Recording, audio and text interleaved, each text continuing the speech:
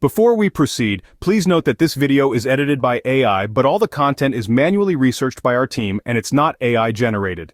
Here we will share the details for PlayStation error code ws-43680-1. This error code, which can prevent you from accessing the store or playing online, is often due to traffic overload on the PlayStation server.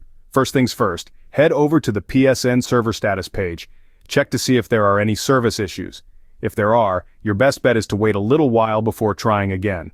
If the server status page isn't showing any issues, then it's time to try a different approach. Turn off your PlayStation and router completely and leave them off for at least 5 minutes before powering them back on. Still no joy? Then it's time to dive a little deeper.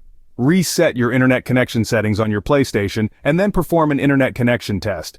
If you're still coming up against that pesky error code, don't despair. There's a workaround that was shared by a user on Reddit. They claim to have fixed the error by navigating into privacy settings and then immediately backing out. And if all else fails, remember, patience is a virtue. Many users have reported that simply waiting a few hours and trying again has resolved the error. So, to summarize, here are the steps to fix the PlayStation error code ws-43680-1. Check the PSN server status page. Power cycle your PlayStation and router. Reset your internet connection settings and perform an internet connection test. Try navigating into privacy settings and then backing out. Wait a few hours and try again. If you like this information, don't forget to subscribe. It will be a great support. And for more tech updates, visit queries.com.